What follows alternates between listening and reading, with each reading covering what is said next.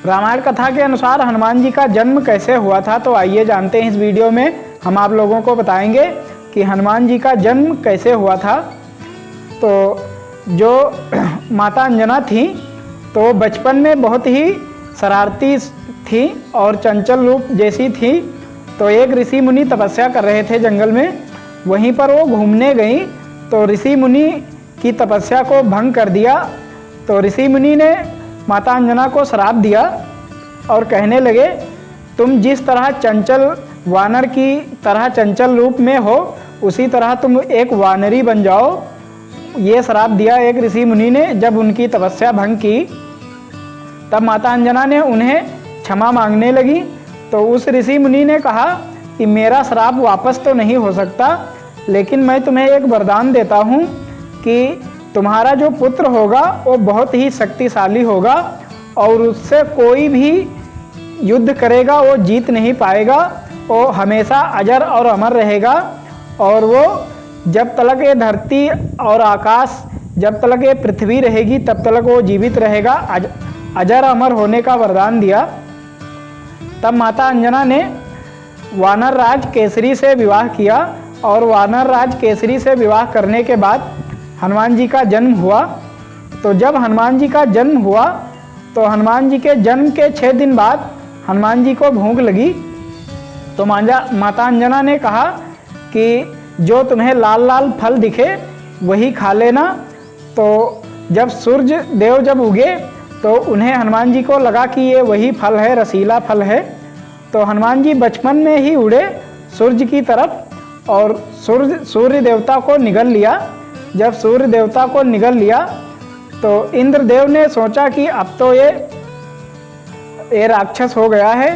तो इंद्रदेव ने अपना वज्र का प्रहार किया हनुमान जी पर और हनुमान जी जमीन पर गिरने लगे, आकाश से पाताल की तरफ, धरती की तरफ गिरने लगे।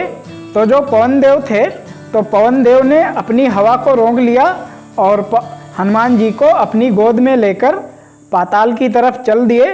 तब पूरे देवताओं में हाहाकार मच गया कि अब तो ये सृष्टि जो है वो विनाश की तरफ जा रही है, विनाश हो जाएगा।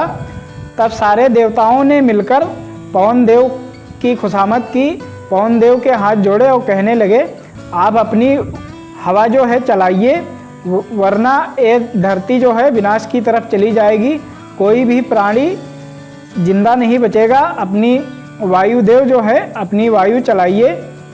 तब पवन देव ने कहा कि जब तक मेरा पुत्र हनुमान जीवित नहीं हो जाएगा तब तक मैं अपनी जो वायु है वो नहीं छोड़ूंगा।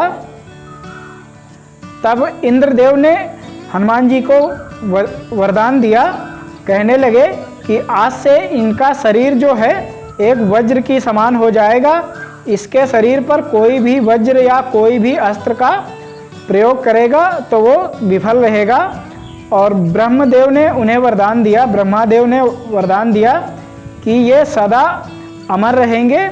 और भगवान विष्णु ने उन्हें वरदान दिया कि ये भगवान श्री राम के सदैव भक्त रहेंगे। और वायु पवन देव ने उन्हें वरदान दिया कि वायु की तरह, वायु की गति से ये उड़ सकेंगे। तो ऐसे हनुमान जी का जन्म हुआ था और हनुमान जी की ये थी कहानी।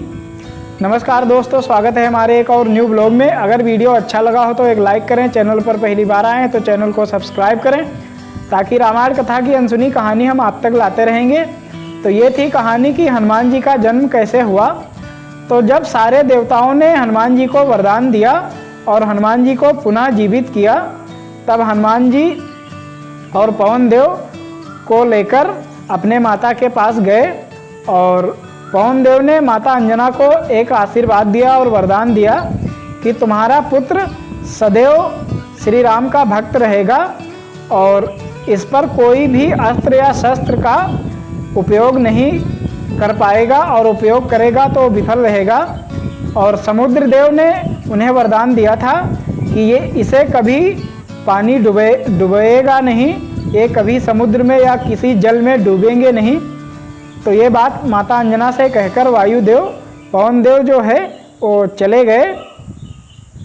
तब से भगवान श्री राम के भक्त हनुमान जी थे और भक्त होने के बाद जब माता सीता का हरण हुआ, रावण माता सीता का हरण करके ले गया।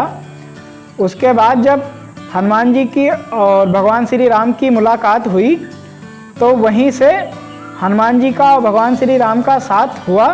साथ होने के बाद हनुमान जी ने बहुत सारी मदद की भगवान श्री राम की, और जब लक्ष्मण जी मूर्छित हुए तो लक्ष्मण जी के लिए संजीवनी बूटी लेकर आए हनुमान जी। और फिर जब मेघनाथ ने भगवान श्री राम और लक्ष्मण जी को नाग फांस में बांधा था, तब नाग फांस में बांधने के बाद हनुमान जी गरुड़ देव के पास गए थे और गरुड़ देव को लेकर आए। तब गरुड़ देव ने नाग फांस से मुक्ति किया था भगवान श्री राम का। और फिर जब लंका पर समुद्र में पुल बनाने की बारी आई थी, जब लंका जाने के लिए कोई रास्ता नहीं था, तब समुद्र में जब राम सेतु बनाया जाने की बारी आई, तब हनुमान जी ने सबसे ज़्यादा मदद की थी।